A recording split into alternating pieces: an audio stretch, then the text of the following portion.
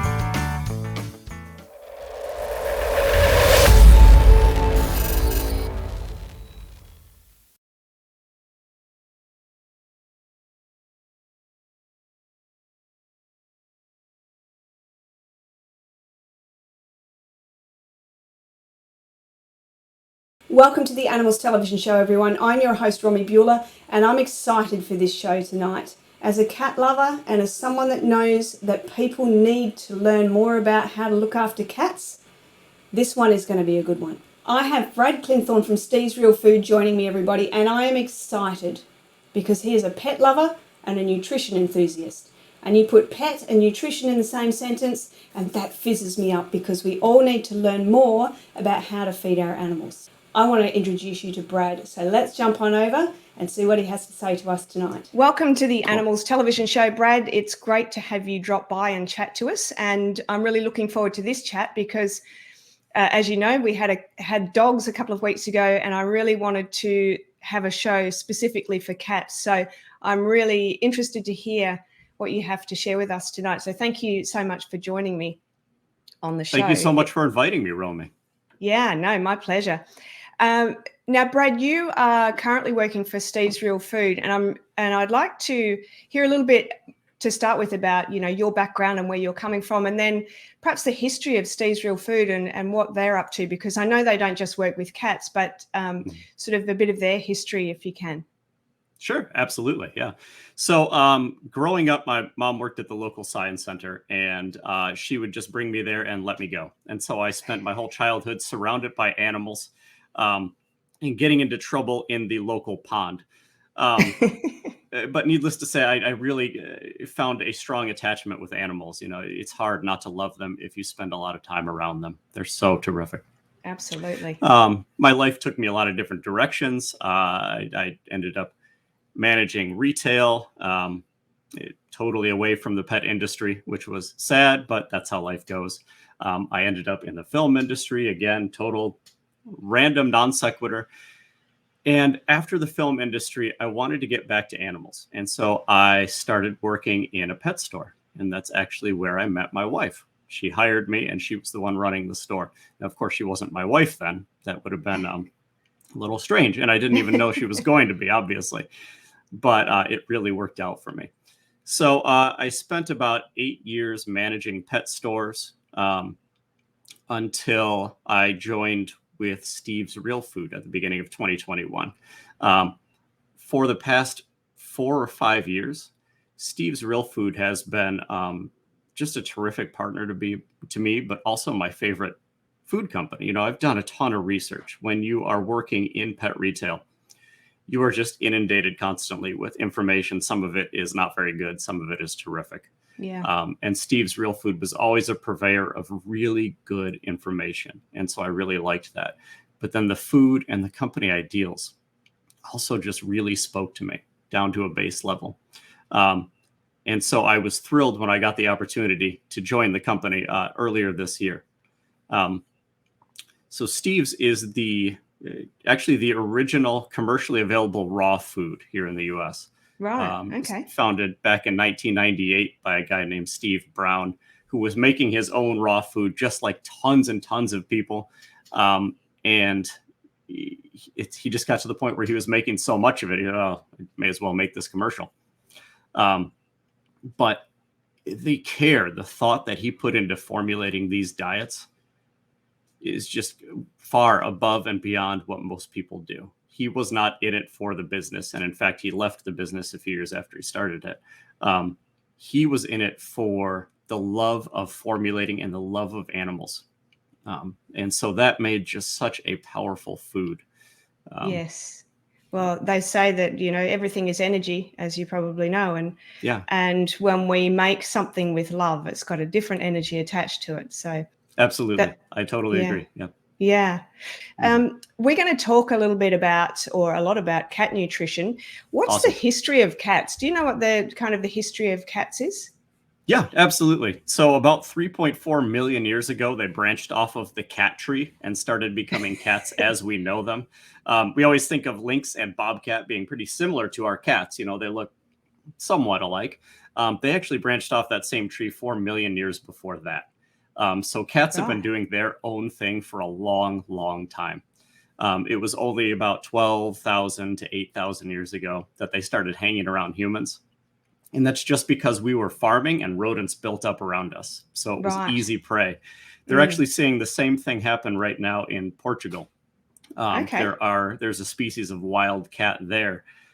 It's actually one of our cat's ancestors. And they are moving in closer and closer to humans, not because of some bond or love of humans, and not because the humans are feeding the cats, but just because of the vermin that builds up around us. Right. 5th century, the ancient Greeks started to bring cats into their houses. Back then, ferrets were the preferred ratters. But a few ancient Greeks got their hands on cats and just became absolutely fixated on them. You can even find them on a few ancient coins. Yes, I think that's the first real evidence we have of people really bringing them into their homes. Yeah. And then down the road, as the Vikings started to just travel the globe, they took cats everywhere with them on ships. So that helped cats spread across the world. Right. It wasn't until like the 1940s, 1950s here in the US that people started bringing cats into their homes more because we got a better handle on kitty litter. Yeah, absolutely. Otherwise, it was a serious issue. They were basically just using boxes of sand, and it didn't work well. And so there were a lot of very much outdoor cats. Yes. But once we nailed down kitty litter, we started bringing cats indoor more and more. And then here, even until the 80s or 90s, many cats were indoor, outdoor. So it's really only the past 30 years probably that there's been a push to keep domesticated cats indoors. Yeah. Yes. They're still, 1940s, they're still fairly new into the domesticated world, aren't they? Incredibly new. They are, they're still wild in so many ways. Yes. Let's talk about that because that kind of relates to a bit of the feeding side too, doesn't it? So can you talk to us, tell us more about cat nutrition and perhaps where they've come from and how it's changed and what we're kind of doing wrong. And I know that to the viewers out there that are feeding their cats, perhaps not in the best way, we feed them how we're educated to feed them. So this is the point of the show, is to educate people on how to do things in a better way, for not just for yourself, but for the cats or the dogs or whatever the animal is. So, Brad, I'd love it if you could chat to us about, you know, the nutrition side of cats and sort of where that feeds off with behavioral issues and things like that. Absolutely. Yeah. So again, we didn't start really feeding cats, especially these processed kibble diets, until like the 1950s, 1960s. It was the 1960s when kibble finally made its way into grocery stores. Right. Up until then, so we're talking the past 3.4 million years, cats have been eating live prey almost exclusively. And that is exactly how they're built. That is how they're built to function. In the wild, a cat will hunt 15 to 20 times a day, and they're very successful hunters. So most of those hunts are successful. But where cats came from, there is a lot of competition. So our cats started out in Eastern Africa, and there's a ton of competition. So those 15 to 20 hunts a day might turn into 12 to 8 bites of meat a day before they're chased off of these kills. But it's still something to keep in mind in our 2-meal lifestyles. I know many folks who have cats and they feed 2 meals a day, and then they wonder why their cat throws up after eating such a large meal for this small animal, or is bugging them all day for meals. Cats are used to eating on their own time. Your cat says, "Open the door, let me outside. I'll go get a kill right now." Yeah. And that is what I'm made to eat. But yeah, we're talking, you know, almost 4 million years of live prey. And that is all that cats would eat. Cats are obligate carnivores. And in the wild, they would not eat hardly any vegetable component to their food. It would be pretty much all live prey. We're talking 98%. Yes. And there's so much more to live prey than protein, fat, carbohydrates, and fiber. And that's really been the big issue lately with the way that we're feeding cats. You know, we look at the can of cat food or we look at the bag of cat food and we say, well, there's some meat in here. Meat is the first 2 ingredients and the rest is vegetable stuff, but I'm used to seeing vegetable stuff in my own food, so that doesn't bother me. And then we look at the protein and we look at the fat and we look at, well, not the carbs, because that's not printed on there. That is really where we are, where we're going wrong, is ignoring everything else that goes into food. You know, if I took a steak, for example, and I ate it raw, well, that wouldn't really be appropriate for my physiology. I'd probably be fine. I'd live until tomorrow, but it wouldn't really be appropriate for my physiology. If I took that steak and cooked it until it was black, it still wouldn't be appropriate for my physiology. You could say, oh, it's probably still 14% protein and 2% fat, but it's not going to be very digestible anymore. I'm not going to get much out of it. It's not appropriate for me. Now, humans and dogs, you know, we get a lot of limelight when it comes to nutrition, and we are both pretty not as specialized as cats. Cats are incredibly specialized animals. These are animals that have been doing their thing for millions of years, very specialized hunters, and they are designed just to eat those prey animals. So feeding them a diet that is high in plant component is similar to offering beef to an elephant or a cucumber to a snake. Now, those are both dramatic comparisons. Obviously, both of those would die very quickly. And all the animals we've brought into our house, we have done the most damage to cats nutritionally because of the way we fed them. Our feeding style right now is built completely around convenience, right? You scoop and serve, open the can, pop it in the bowl, walk away, right? That's easy. That's convenient. Is there any health component to that? When they were formulating these foods, was the idea to craft something that is the absolute best thing for our cats to be eating? Or was the idea to craft something that is quick, convenient, shelf stable, easy to manufacture? And how do you want to feed your cats? You know, if I could make a choice for my own cats, I would choose to go with a health-based food rather than a convenience-based food. to circle in a very long way back to your question, that's what we're doing wrong right now is we're feeding completely convenience-based instead of health-based. Yes. Now, I'm not telling people they have to go out and flip-flop and feed completely health-based, because I know for some folks, it's unrealistic to demand they do that. And really, it's not all or nothing. But try to find a balance. Yeah. We would never feed completely processed foods, a completely processed diet to our kids.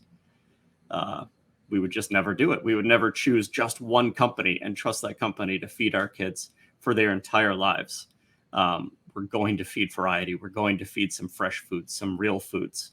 And our kids have been eating cooked foods for hundreds of years.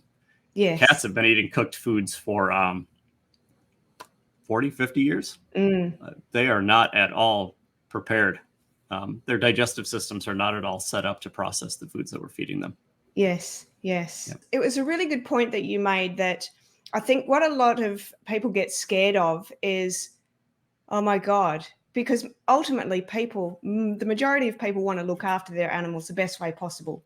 Absolutely. And they're doing their best. They're doing the best with what they know. So when you come on and we talk about, raw food or whatever it is, a better way of healthy way of feeding your cats, that's scary. It's like, oh my God, that's hard. I don't know what to do with that. I don't even know where to start. And they're going to buck the system. I'm going to feed them something and they're just going to walk away because they're used to their kibble and their canned food and that type of thing. So where does someone start, and what is a reasonable amount of canned food or kibble? Is there a reasonable amount of kibble, or should that just be out altogether? Because I know I've had cats in my past that have had kidney problems. Yes. And if I'd had no kibble, I'm sure I would have had a whole healthier cat that lived a whole lot longer than they did. So, just can we have a look at the less intimidating way of getting into this? And what is the actual style of eating for them? Yeah, you did bring up a good point, though, that I'd really like to hit on. Kidney disease is one of the biggest, reasons that our cats pass. And there are so many things we can do to help fight kidney disease in our cats. Chronic dehydration is such a problem. Yes. But you had said, living a longer life. I do love just calling out this one cat, Cream Puff. It's the longest domesticated cat, the longest lived domesticated cat. She lived to be 38 years old. Oh my goodness. Which is absolutely just magnificent. But so many cats have actually lived into their high 30s. 36, 37. The same guy who owned Cream Puff actually owned Grandpa Rex Allen, who lived to be 36. So this is not unheard of for cats to live at least into their 20s. Yes. Now here we call cats seniors. In fact, many pet food companies will call cats seniors when they turn 7, right? Or at least by 12. 12 is a pretty, your cat is a senior now. Yeah. But that's like, and it's almost acceptable when they pass at that age. It's like, oh, well, he lived a pretty good life. Yeah. Yeah. Yeah. The norm here is 16. That's about the norm. But that's only 39% of their maximum lifespan. That's like us living to 48 and calling it acceptable, and food That's kind of sad when you put it in those terms, isn't it? It's I know. Yeah. Food is one thing we absolutely can control. There are so many factors in cats' lives, in dogs' lives, our kids' lives that are out of our control. Food is one thing we absolutely can control. Yes. But where do you start? Yeah. So if you want to do better, the reason that raw food, well, I don't know if that's the reason raw food exists for cats. The reason raw food exists for cats is because this is 100% what they're designed to eat. We're basically mimicking their natural prey. Yeah. The best formula that I know of for cats is called the prey model. It is based on a 95% meat and then 5% supplementation. So it's an all meat diet, basically. There's no produce added to it. Right. There are a lot of different food companies that make a prey model diet. And really, that's where I'd recommend starting. A lot of folks are very intimidated about having to craft their own cat foods, having to source their own ingredients, making sure they're balancing it, making sure they're getting all the vitamins and minerals. And I will tell you, balance is so important for these animals, making sure you're balancing your vitamins and minerals and all of the other ingredients going into it. Yes. And so that is why I really do. You're already going to be going through some changes when you're changing your cat's diet and you're working with your cat on new food. So don't also stress yourself out about formulating and gathering all this stuff. Just start, keep it easy. And so I do recommend a commercially prepared raw diet to start with. And not just because I work for a commercially prepared raw food company, just because of the simplicity, because you know that it is safe. There are so many safety checks in place for many of these companies. And we're already doing the testing to make sure it's balanced. So you don't have to stress about that part and you don't have to overcomplicate it. That's once a good you point. start, Yeah. once you get a cat eating a commercially prepared raw diet, it's as simple as scoop, let it thaw for half an hour, and then serve it. I mean, it's just as easy as kibble. And in my opinion, it's easier than cans. And it's actually cheaper than feeding a canned diet. Yes. Yeah. I've found that too with mine. My dog in particular, I had trouble with my cat because when they were kittens, I bought them and they'd been eating Whiskas sachets, and that sent them off the Richter. They were just going nuts. Right. And I'm a fairly I'm a fairly holistic person, so that was out straight away. But it was a real struggle to get them to feed it. I remember Googling how to make it myself, and I got lost on the mincing machine. It's like the list was this high of things that you needed with supplements and all this sort of stuff, and the mincing machine. It's like, oh my God, that's too hard. So I have sourced, in Australia there are quite a few commercial organisations around, but just the refusal. So no, and organ meat, we're not doing that. Right. And it is a real challenge to get them to change over. And then how many times do you put it in and out of the fridge before it's, before you give it to the dog or the bin? So, how do you, what do you suggest with that? Because cats are finicky. We've kind of created this for ourselves. How do you get them to realize that this is the way they should be eating? I mean, it should be running around in the backyard, but this is the next best way for them to eat, and that they actually inherently like this. They just intellectually right now you want your can. Yes, absolutely. Well, that is serious biological programming that's designed to keep your cat alive. It's called imprinting. I'm sure you guys have talked about that before. Now, where cats come from, it's very dangerous. There are lots of different animals around, and some of them are food and some of them are not. And it's very easy for cats to look at it, especially when they're young, and say, that looks like it could be food, and jump on it. So cats learn early during what we call an imprint period, what is food and what is not. And they're taught by their mom. Usually, if their mom is around, they'll be taught by her that this is food and everything else is your enemy. Stay away from it. Right. So we run into this problem a lot with domesticated cats because they still have that programming. We can't convince them you're safe. It's fine. I'm looking out for you. I promise it's food. You can't just communicate with them that easily, unfortunately. So they give us the appearance of being really finicky and saying, oh, I don't want that. I don't want that. When in reality, they're saying, I don't know what this is. This is not what it's supposed to be in my bowl. And I'm not going to eat it because it's probably dangerous. So there are some ways around that, luckily, cats are also, I don't want to say programmed, but they're also predisposed in other ways. They're amazing hunters and they love to hunt. So what I would do to get my cats to try something new is I would make a game out of it. I would appeal to that hunting nature. I used to take a piece of our freeze-dried food and I would pass a fishing line through it and I drag it through the house. Right. And the cat catches it. Now he's chewing on it, and the cat just won. But so did I. The cat's trying freeze-dried.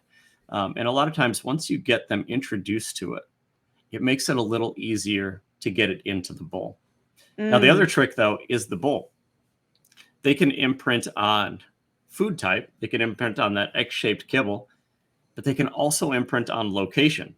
It may be imprinted on that X-shaped kibble in that stainless steel bowl, on that blue feeding mat in the kitchen. You take away some of those variables, and you may have a better chance of getting your cat to try something new. And I actually have a coworker who had this exact same problem. So he picked up a cat from a shelter, and it was imprinted just like I described. X-shaped kibble, stainless steel bowl, blue mat, sitting on top of the cat carrier, actually. And so he had to feed it on top of this cat carrier. Right. Right. And the cat would not eat anything else out of that bowl because the cat is imprinted. He's programmed that everything else in there is danger time. And so, anything else he tried to put in there, the cat would just snuff, walk away from, sniff, and walk away. So he appealed to the cat's nature as well. What he did was he took goat milk, which goat milk is awesome stuff, by the way. Right. He took goat milk and he poured it in a spoon and he set it down in the hallway. And his cat came to check out what he was doing, and he started pulling it away. So the cat came a little faster and he started pulling it faster. He picked it up, walked to the sink, and dumped it out. The cat lost her mind. So he did it again. This time, before he could get it, the cat stopped him, grabbed his paw, and she started drinking the goat's milk. He just appealed to her mentality of, I want to win. I want to hunt. I want to win. And so this is a great opportunity to learn more about your cat, to make a game out of it, to have some fun, do some bonding. If you have a cat, anyone out there, I recommend that you set some time aside every day to play with them, to do some simulated hunting. And this is just a chance to add that extra benefit into that simulated hunting. It may seem pretty charmed to just be able to sit around all day and have stuff brought to you and have your food safely there in a little bowl.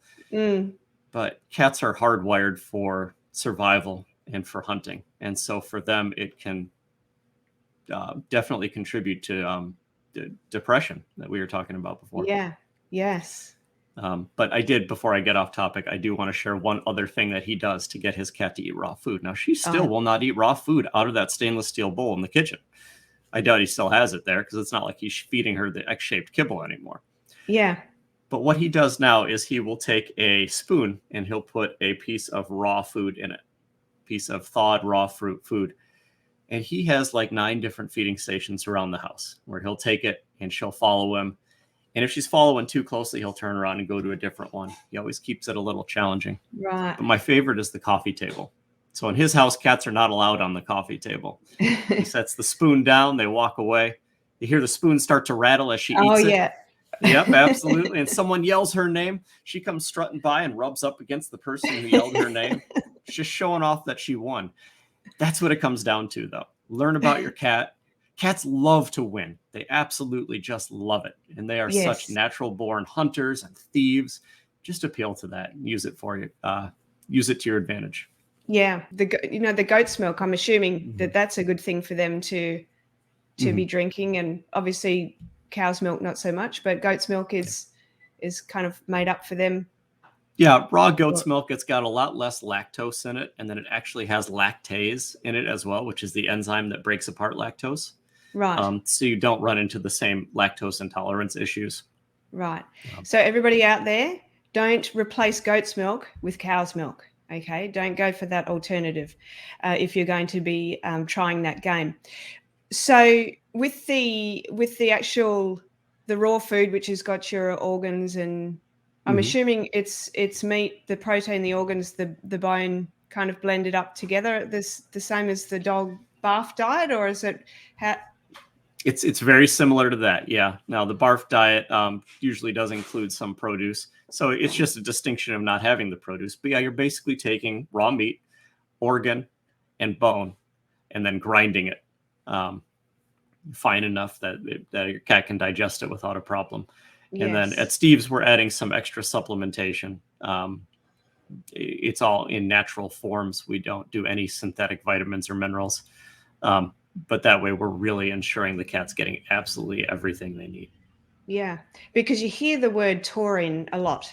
Mm-hmm. That I think I've heard that one thing over and over again and nothing else. It's like all your cat needs is taurine and that's Mm-hmm. it. That's the Right. only supplement. I mean, that's probably a whole other conversation, really, isn't it? But That absolutely is. And really, if you're feeding a prey model diet, where you get taurine is meat. yeah, So if you're feeding a diet high in meat, you don't really have to worry about it as much. you've got it covered. Yes. Yeah, And it's interesting, you know, you mentioned before about your cats throwing up. That is so common. I hear Incredibly that common. all the time. I mean, I have had that with my own cats, and I kind of have figured out now why that is. But, you know, and that feeding morning and night, and if you're not working at home, then it's not easy to, and if you're not feeding them kibble, it's not easy to feed a cat in its time frame unless they're outside and they can hunt. But, you know, we need to find that balance between all of it, which can be very challenging, but so worthwhile. I mean, you've got cream puff that live to 38 or 36. Right. That's what we want. That's what we have our animals in the family to live as long as we do, almost. As long and happy, healthy lives. Absolutely. And the better you feed them, the more of those years are happy and healthy. Yes. Yeah. Cats do suffer from so many nutrition-based diseases, you know, Yeah. crystals, diabetes, renal failure, even respiratory issues can be heavily affected by diet. And really, a lot of it comes down to dehydration. You know, most of our cats are chronically dehydrated. They're really I not want to designed. talk about that, actually. Yeah, the dehydration. Like, can you talk to us a little bit about that? And I'm going to put this image across here for everybody to have a look at that you sent through about when a cat laps water, how much they actually are taking in. Oh, great. Yeah, awesome. Yeah, so cats, you know, remember where they came from. It's a very arid climate. And so they never really developed a knack for drinking water. The water that is there is scarce and it's very competitive. And cats are small, they're vulnerable. So it's a risky behavior for them to go drink water. A bird is 68% moisture. A rodent is 72% moisture. This is where cats are getting their moisture. Okay, they're getting their moisture from within these animals' cells. It's called intracellular moisture. And your body can use all of it. You know, you may have heard before that it's more effective to eat a cucumber when you want to hydrate than it is to drink a glass of water. It's because the cucumber is full of intracellular moisture. Okay? It's full of moisture that is already within the cells. And that's the best thing for hydrating your cells because that's currently what it's doing. It's a blend of water, electrolytes, and enzymes. When I drink a glass of water, I use like 70% of that. There's 30% that I lose in processing. Now, for me, that's not a huge deal because I can drink lots of water very quickly. For dogs, it's not a huge deal. They can drink water very quickly. They still need intracellular moisture, just like I do. But cats, they came from this place where it's very dry. There's not a lot of water around. They never developed a knack for drinking water. When they drink water, their tongue goes straight down, comes straight back up. They basically get whatever water is lucky enough to stick to it. It takes over 2,000 dips of the tongue just to get a quarter cup of water. They will never be able to hydrate through drinking water alone. So I guess that's why you don't moisture, really see them drinking that much. and even if you do, I still have people who say, oh, you know, my cat drinks all the time. I don't have to worry about this. A cat who drinks all the time is a sure sign of a dehydrated cat. You know, there is no way that they just are not physically able to really take in enough water to be properly hydrated. From one moment to the next, sure, if he goes over and spends 5 minutes at the bowl, he may be hydrated for the next 10 minutes or so. But, you know, in order to keep your cat hydrated as consistently as he needs to be, you need to provide it in the food. And the best way to do that is through in its original intracellular moisture, that moisture within the cells, which is one of the top reasons to feed raw food to your cat. And this is the detrimental side of dried food and kibble, isn't it? And can you talk to us, because I know you do the freeze-dried as well. Can you talk to us a little bit about what the freeze-dried is versus the kibble? is it really that kibble is out altogether, or can you balance that if somehow? So for cats, I would heavily say no. And I hate, closing any doors completely. But for cats, I would not provide any kibble. If you still want to, if your cat loves it, if it makes you feel happy, just provide a very small amount. You can always try to rehydrate it with some water, but kibble has some other issues as well. That being said, don't put too much pressure on yourself. If your cat is really eating all kibble, and you get it to eat 10% raw food or 10% some type of moisture-rich food, you're doing great. You're on your way. I don't want to kibble shame anyone, but for cats, really physiologically, it's not an appropriate food for them. It's quite addictive too, I believe. So Absolutely. there's some cats that just, they'll tear the bag apart. Oh yeah, absolutely. And part of that is that, the sugar content. Right. Okay. Or the carbohydrate content. Yeah. You need a certain amount of carbohydrate or a certain amount of plant material in order to shove kibble through the extruder machines. It's more of a mechanical ingredient than a beneficial ingredient. It's not there to provide, huge health benefits. It's more there to make the machinery work. And I know there are, different fruits and vegetables that do have benefits for us. Absolutely. But cats are obligate carnivores.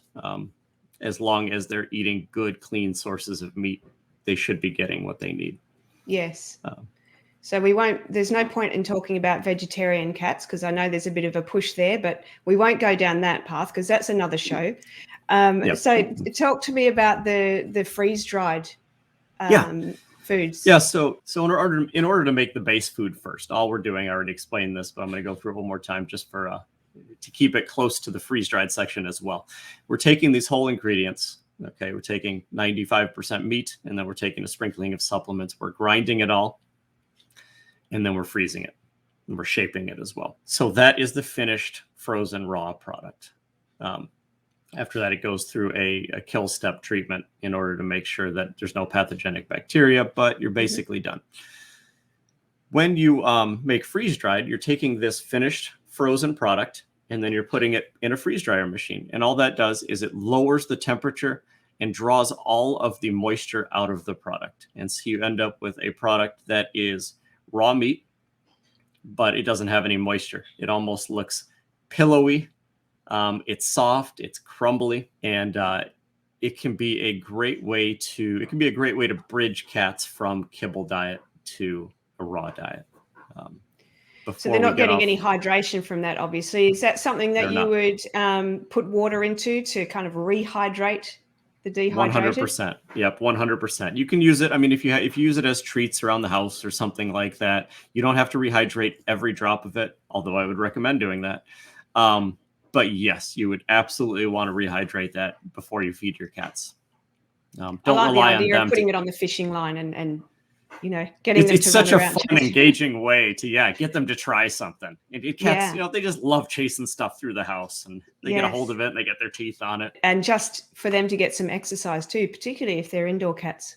There's a lot of lying around and a lot of sleeping, so not much going on for the digestive system or the organ function and their joints and all that sort of thing, which they would get climbing trees and chasing things and scuttling around under leaves. Yeah, absolutely. So play is so important. I think it's one of those things that we just can't really be bothered doing. We get a little bit lazy sometimes with these things. Yeah. So I don't have 5 minutes. He's fine. He's been sitting around all day. He's fine. He doesn't need me to play with him. Right. Absolutely. Yeah. But really, he does. I mean, cats have this really strong need for that kind of stimulation, for some hunting practice, basically. Yes. They are just so hardwired for it. And if they don't get it, it can lead to some serious mood issues. It can definitely lead to obesity. Obesity is a huge issue here with cats. I think it's something like 60% of our cats are overweight, and then 40% are obese. I mean, it's a huge issue. Yeah. That's what is a good way to just dropping in there? Because I do want to come on to the depression side and Yeah. I also want to have a little chat about probiotics, but we'll come into that shortly. Cool. What is a good way to diet a cat? Because you don't just want to go hardcore like you might do for yourself. I'm going to the gym 5 days a week and I'm not eating anything. What's the best way to help a cat lose weight? Yeah, cats have this awesome adaptation. Now, they're made to be very lean animals, so they don't hold on to a lot of body fat. And they have this awesome adaptation where if they get into a survival situation, their body will basically release all of the energy from their body fat at once, which can be terrific for a very lean cat who is trapped and needs a burst of energy to get out, or is being cornered by a predator of some kind and needs some way to escape. But it is really not great for cats who are overweight or obese and are suddenly put on a tough love starvation diet, because they can release way too much and basically overwhelm their liver. They end up with fatty liver disease, and it can be deadly very quickly. So yes, when you're dieting your cat, no tough love. You want to shoot to lose about 1% of their body weight per week. You don't want to go too quickly. Remember, it took some time to put that weight on. It's going to take some time to take that weight off. Right. So how do you know what the ideal weight is? Is it because I've seen those images from above where you look down and if you see kind of the rib cage or the back end where it kind of comes in, is it a visual thing, or is it put them on the scales? You're the Bengal breed and you're that long and that high, and how do you work that out? It could be either one. I really do like the visual. It's easy to do at home. You stand over your cat, look down. There are so many charts available online, so it's so easy to just pull up your phone, find a chart, and go compare your cat. Pretty much, if there's a defined waist, your cat's probably fine. But if there's no defined waist, you probably need to lose some weight. As for popping your cat on the scale, again, I would probably either consult your vet or consult some very thorough guide. There are so many different breeds, and they all have different physiological characteristics. That's right. And it's the other thing that I hear, or I've heard a little bit, and sorry, Dad, if you're watching this tonight, this reminded me of you. Mum and Dad had a British Shorthaired, and absolutely beautiful cat, but their shape is kind of stocky, let's say. And Dad was a little concerned about the bit that wobbles down the bottom as he walked. And thought perhaps he needed a nip and tuck, and the vet has said to him, no, that's supposed to be there, so it's okay. So what is that part of the cat, do you know? Oh man, no, you got me. No, I do not. Yep.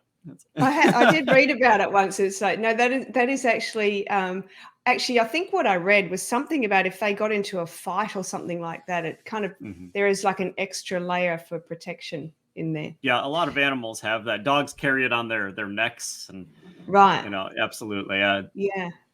Yeah. Okay. Well, I mean, there's so many things we could chat about, isn't there?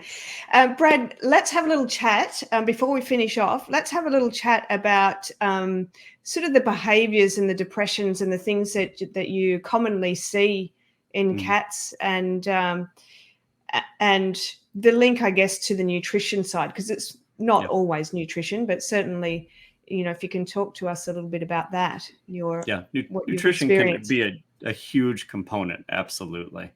And again, with cats, I mean, most of them are so understimulated. They're bored. They're left home for long periods where they're just sitting around. Of course, that's going to contribute to a depression, attitude as well. There are so many nutritional pieces that go into it. Not only do you need to make sure you're getting basically the right nutrients in accessible forms, so your body can keep functioning and producing what it needs in order to have right hormone cycles and all that. But it comes down to bacteria. So raw foods really encourage an awesome gut microbiome, because they are a great source of all of the nutrients that the bacteria in your gut are looking for. Okay, we eat our food and we think that we eat all of it, but really some of it is eaten by the bacteria in our gut, and they'll turn it into other things or provide us with other things. Mm-hmm. And here's where I'm going with this example. So dogs, cats, humans, we produce 90% of our body's serotonin in our gut. Now, serotonin is a hormone and neurotransmitter. It's essential for sleep, appetite, mood regulation, feelings of happiness and well-being. It is a huge player in the depression battle. Yes. So we produce 90% of our body's serotonin in the gut. When your gut bacteria are out of balance, you can produce up to 60% less serotonin. Wow. Right. It is huge. So for you guys at home who just eat processed food all the time and you're feeling depressed, or you feel anxious, so you just kind of feel a little off your rocker, keep that in mind. It affects us. It affects dogs. It affects cats. Once you get the bacteria balanced, they'll start producing enough of that serotonin again to get you back to a stable level. Many processed foods, many cooked foods for dogs and cats are skewed in a way that they end up feeding bacteria that does not produce that serotonin. Okay, they start feeding bad bacteria or bacteria that's not beneficial for us. And so they can very heavily contribute toward that gut imbalance. And again, you may not see a whole ton of symptoms, but it can affect you down to the mood level. Yes. And so that's just one example as well. There are so many different ways that food affects mood, that food affects you down to the cellular level. So for any of our animals, the best thing you can do is feed them a species appropriate diet. For you, eat lots of fruits and vegetables. For your dog, make sure they're getting enzymes and some raw meat. And for cats, make sure they're getting that raw meat. That prey model diet is really the best thing for them. Yes. Yeah. With the you're talking about the microbiomes and the digestive system, and of course, in Chinese medicine, that's kind of is the area of worry and anxiety and stuff as well. So, sure, there's so much goes on in there that creates different behaviors and emotions. We hear probiotics for us as well as animals. I hear probiotics for cats and dogs all day long. Adding it. Is this something, obviously, if you can fully get them onto a prey diet, that would be a part of that would solve that problem. But if they are not fully eating the way that they're built to eat, is this an important addition to the canned food or the wet food or whatever it is that you're feeding your cats? So probiotics can be tricky just because there's so much variability. A lot of it comes down to, well, sure, we're supplying these beneficial bacteria, but are these beneficial bacteria really appropriate for this animal? Or are we just basing this off of a human model and saying, oh, close enough? There are a few companies that I know of that are going far enough to harvest beneficial bacteria from stool, basically. So they are getting 100% seriously species appropriate bacteria that they're adding. But I'm always a big fan of, if you are doing a probiotic, I think they can be beneficial in many ways. Definitely consider a prebiotic as well. Definitely try to feed that good bacteria. So probiotics, those are the good bacteria that we can add to our gut. Prebiotics is food for the good bacteria. Okay, prebiotic fiber helps feed good bacteria in your gut. And so making sure you're supplying that is so important for just maintaining balance. You can pour fish in a fish tank all day, but if you're not adding food to the fish tank, the fish are never going to thrive. Yes. So you need to make sure the environment is right. You need to make sure that you're providing a food source. Yeah, that's really good information. Thank you for that. Is there anything, just as we finish off, is there anything that you see people do outside of what you've already spoken about, whether it's a behavior thing or whether it's a nutrition thing, that people don't do very well for their cats? Is there any hot tips that you might have for them that you haven't spoken about? You've probably covered pretty much everything already. We've covered quite a bit. I mean, the biggest the biggest thing you can do for your cat is that hydration piece. That hydration piece is missing from so many of our cats' lives. And I cannot say the word intracellular moisture enough. I mean, it's just absolutely the best way to hydrate your cat. But even if you're feeding a canned diet or just some other moisture-rich food, that's the best thing you can do for your little buddy. Brad, thank you so much for your time today. It's been an absolute pleasure chatting with you and hearing more about cat nutrition and all things cats, because there are so many of them around globally that are domesticated. Yes. And there are so many that I want to live to 36. I want my own to live to 36 years old. Absolutely. Let's go 40. Let's up the ante a little bit and go 40. Yes. Let's break this record, guys. Come on. Let's do it. That's it. It's like the competition's on in a positive way by feeding correctly and playing and that sort of thing. I just want to see the average lifespan go up. Here right now it's 16. I want to see 18. I want to see 19. I want to see 20. And I want to see us going in the right direction every year after year. So that's my goal. Yes, but that's a great goal. Thank you so much for having me on, Romy. That's my pleasure. All our viewers out there, I'm going to have Steve's Real Food information up there for you to check out, especially if you're in the US and you're nearby a supplier. Thank you, Brad. Thank you, everybody, for watching. Don't go anywhere. We have the chat box coming up shortly, and we are talking about depression and suicide within our animal community. And so this is kind of interesting that we got to chat about depression today. So don't go anywhere. We're going to be back in just a moment.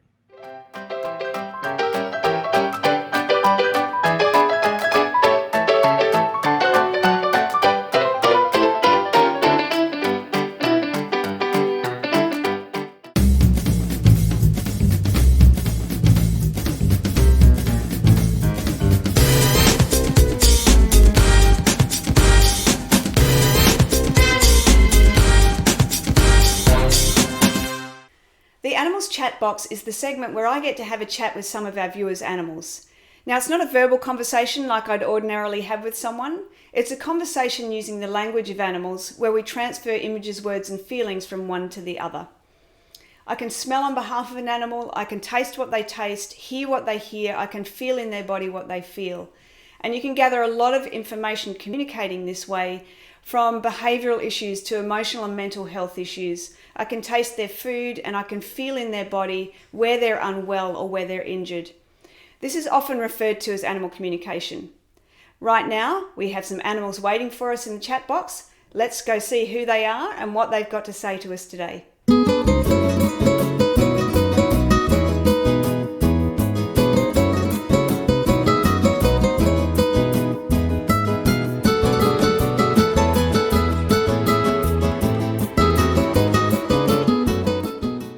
Welcome to this week's chat box, everyone. We have a viewer question again tonight. It's around the topic of depression and suicide in our animals. Now, depression is something that I've seen a lot over the years. Suicide I haven't come across, so I'm really interested to hear what they have to say about that. Now, animals are thinking, feeling, wise and intelligent beings with their own purpose in life and their own unique views. They are incredible teachers and healers to us, and when we recognise this, they can help us so much in so many ways to learn more about ourselves. Animals are also often reflecting back to us our own stresses, our own behaviours and imbalances, and they can also take on our illnesses, which I see on a fairly regular basis. I'm sure you've all heard the expression, anxious owner, anxious dog.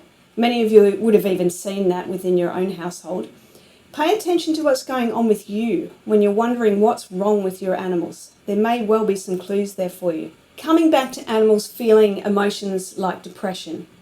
Yes, they do. Like us, they are affected by issues like grief, anger, fear, and depression, which is what we're talking about tonight.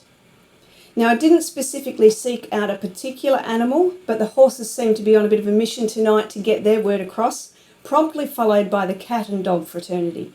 They essentially spoke about the same things, though, and I'll just touch on a little bit of what each of them said. I want to start firstly by talking about depression, and when I asked the horses if they suffered with depression, this was their response. Yes, all the time. There is so much instability within our horse community. We feel on edge, like we're being hunted a lot of the time. Now, they are prey animals and humans are one of their predators, so there is this inherent flightiness within the horses already. They went on to say that their living arrangements are never a sure thing, and that has them on high alert for what's next. Are they coming to get us? Is that trailer coming down the driveway taking them somewhere? Are they selling us? Are they moving us on? Are they going to put us in a paddock, never to be spoken to or seen again? All of those types of things. We never feel safe. We feel anxious and worried much of the time. Now, the anxiety isn't the cause of their depression, but it is a contributing factor. One of their biggest causes of depression is being taken away from their friends. They don't feel we value the fact that horses need companions. They see themselves more a calculated business transaction than a thinking, feeling being that has important needs of their own. That's how they see us viewing them. They tell me they suffer with depression when they're discarded, when they're not worked, when they are not allowed social interaction with other horses, when their mates are sold or their mates die. And there's a large sense of abandonment in the horse world from many owners out there. They also get very despondent when they're not given the opportunity to learn. They say if we're going to be managed by people and locked in stalls and paddocks, we need to be exercised and have something to do. And so many horses are not being worked nearly enough, some not at all. With that, I'm shown a horse in a stall swaying from side to side to side to side, pretty much going demented. And at some point, if that goes on for too long, this can become a neurological disorder. They tell me boredom creates a huge problem with depression for horses as well. I wanted to ask about suicide now, and the answer to this was across the board with the horses, cats and dogs. They don't use the word suicide, that's a human word, but they can shut their systems down. They can create disease for themselves that are incurable, and as much as people don't like to hear this, they can walk into an accident with the intention that it will take their life. Now, I've seen that a lot with cats and dogs where they may be in a traffic accident, and while many of these are true accidents, like it or not, some are more planned. What I see with this is depression for them doesn't have that same sense of hopelessness that perhaps it does for people, and it doesn't escalate to suicide or have the thought process or action behind it to go from one to the other. Are depression and suicide linked anyway? Are all people that suicide depressed? I don't really know. But what I feel with animals and depression is it may be more a profound sadness. There's a deep sadness. They may lose interest in their day-to-day, but there isn't the feeling for them to take their lives. Something I found interesting and quite relevant, especially in this age of the throwaway society that we live in, the horse's final words were, "There is no longevity for anything with humans. Everything is disposable, including animals. If they're not working for you, if they're not doing what you want from them, if they're not exactly who you want them to be, you get rid of them. You should try harder to reacquaint yourself with the animal that you have in your care. Love them for who they are, not for who you want them to be, because when they're not who you want them to be, you need to ask yourself the question, who is it that needs to change, me or the animal?" Right at this point, I have a cat strolling in for their say, and I could feel that last comment struck a real chord with them. And this is what they had to say to us tonight. "We are the most misunderstood animals. We are inherently wild in our makeup, and people want us to be what we are not innately wired to be. We don't need to be pampered, cuddled and patted by people, and it doesn't mean we don't love people, it just means we don't need to be pampered, cuddled and patted. And this is what you people want from us. It can be extremely stressful for us to live these lives that are put upon us. Why is it that you need certain behaviours from us cats? And if we don't participate in that behaviour, for example, sitting on your lap, letting you pat us when you want us to, your default is to feel left out, to get annoyed at us, and then for many of us to be sold or abandoned. People need to understand and love themselves better, to understand and relate to us cats in a way that the cat needs to be loved and cared for. We have no option because you have domesticated us and we rely on you to be fed for safety and for care. But there needs to be a balance between what you want from us and what we need from you." The cats added on to what the horses were saying about depression. And again, I see this often in group households. When we are living in conditions with other animals that we don't get along with, it is expected that we have to deal with it. and get on with it. There's little regard for each individual's needs and requirements. There are too many people keeping large numbers of animals in one house, which is really selfish. They think they're saving us and doing us a favour, but really they're causing all sorts of stress. The dogs are very much like the cats. They have the same issues with groups of animals in the house. They also have issues with children provoking them, and children also not knowing how to get out of their space. And what they had to say is sometimes they just want to be left alone, and you humans are relentless with what you want from a dog. And if you don't do what the humans want, you're yelled at, abandoned, or overloved, which also creates anxiety and stress. Now, my wrap up is that animals get depressed for various reasons, and some similar to humans. Suicide is not their intention, it's not their word, but they can complete this circle of life when they feel that their purpose has been served, their time is up, their duties and jobs have been completed. There is a breakdown in the harmony between humans and animals in general, and I think I've spoken about that before, but I believe it is very simple to re-establish. People need to think more with their heart and less with their heads. They need to spend time in deep contemplation around who their animals really are, what their role in life is, what they truly need to live in health and happiness. And it's not a sideways glance at the idea, it's a full take all the outside noises away, deliberation on who, what, why, how our animals are to themselves and to us as their caretaker. Linda, I hope that answered your question. Another interesting one to get their perspective on. If any of you out there have questions like this for the chat box, send them in and I will be sure to ask. The Animals Television Show is going to be right back in just a moment. Don't go anywhere. Make your day richer with The Richard Wilmore Show. Meet amazing musicians, talented actors, brilliant authors, hilarious comedians, and the most creative people in entertainment. Download the KP Media TV app to watch on Apple TV, Roku, and Amazon Fire. Can you believe that's the end of another show, everybody? As always, it's been a joy to have you join me. Don't forget, you know the rules. Subscribe to the YouTube channel, follow the pages, Instagram, Facebook, the website, and share it around with everybody you know. I will be back in a couple of weeks. I'm Romy Bueller. Thank you again for watching me. I'll see you again soon.